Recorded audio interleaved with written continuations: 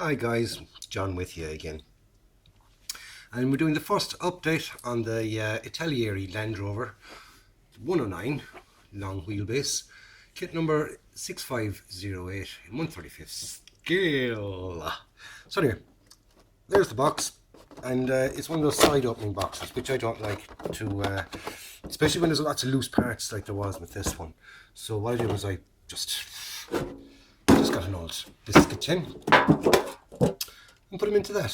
So it keeps all I can get at them. So I suppose you could call it a Jacob's reboxing of an Italeri kit. So let's see what Jacob's have to offer. Anyway, enough of the silliness. Here I have the Land Rover. Oh no, I'll just put down my little black mat because it's easier to see, especially with a grey background. I'll just push it down there. No. Put that down there.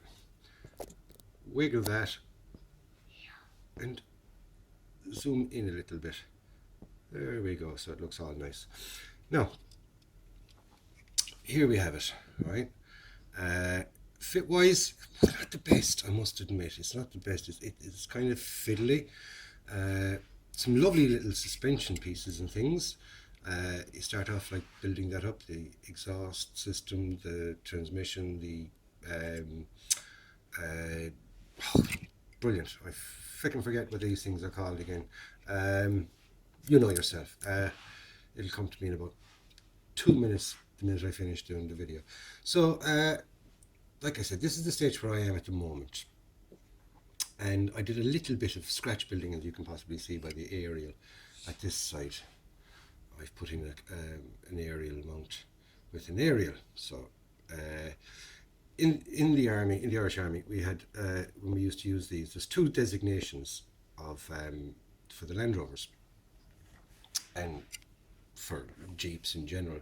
You've got the GS, which is General Service, and FFR, which is Fitted for Radio. Simple as that. And this one is going to be an FFR. And the reason I only have one door on is, I'll show you in a minute, I'm going to have it with one door open. So you can see, and it's pointless doing all that and then putting the cover on and with the glass, you're not going to see the detail inside. So by having the door open, you're going to get to see the detail inside. So I scratch built that out of bits of spare parts and God knows what else. And I made a little radio for it. And now, it's not the best, but it will paint up grand. And what this base here, down here is, this is the battery box. Basically those radios work off two big car batteries, and they're wired, the two car batteries are wired in together. They're linked in through the car system, so they charge through the alternator from the Jeep and everything else. And those two radios are specific for powering the radio. The radios we used to use in the back of these were an ANPRC 46 set. ANPRC stands for Army Navy Personal Radio Communicator. That's ANPRC, and this is the 46 set. You also had the 77 set, which famous for the Vietnam films is the backpack radio. They were all changed there in the noughties with the army. They got rid of these and they got in a thing called Singar system, which bounces the frequency 1,000 times per second. So you want to be fair fast trying to catch in on that thing, unless you have the frequency thing loaded into the radio. This got kind of a gun yoke, and you zap it into that, and that's it then, and it's set up for the day. But anyway, I wasn't a radio tech, so that's about as much as I know about that. So anyway, there's my scratch built radio. I know the sides of this are kind of sloped in, but they will straighten out as soon as I get the top on. It was just trying to do things the way I had planned of doing them. Didn't work out so good, so I'm gone for sort of plan B on how to do them. So that section is ready for painting. I've got here, I have to zoom out again, it's a bit too thing. I've got the doors and the seats, and I've got the 5 wheels, the 4 spare wheels, and not 4 ordinary wheels and the 1 spare wheel for the top. And I've got the roof, which I had to get rid of a couple of ejector pin marks. Now, luckily enough, they kind of signed it off. I'm not really too worried about these ones because they'll be so far in that you won't see them. It's just that there was 2 biggish ones there, and there was 2 biggish ones there, and there. Now, I mean, I got them sanded down enough that it'll do, and I'm happy with that. So that's basically where I am with that, with the little Land Rover, and so it should, hopefully, everything's going so far okay. Not swimmingly great, but okay. I'm happy enough with the thing. Like I said, I'm not 100% thrilled with the fit on this thing. Now, that could be me, but I doubt it. I really do. I really doubt it. At this stage, a couple of months ago, I said, oh yeah, I'm whatever, crap at building. But anyway, that's going to be like that, and it's going to be a tie down over here. It's going to be pulled down and all that. That all comes later. So that's that anyway, and that's where I am with the little Land Rover. Another little thing I wanted to show you, I picked up these today, and what they are, as you can see, they are a water brush, and this is the size 3 water brushes. These are the ones that you get, and what they are basically, I saw these on the on ISM. Paul Bretland uses these, and I found it a fabulous little idea. I really, really did. And what I'm going to use them for is the for microsol and microset,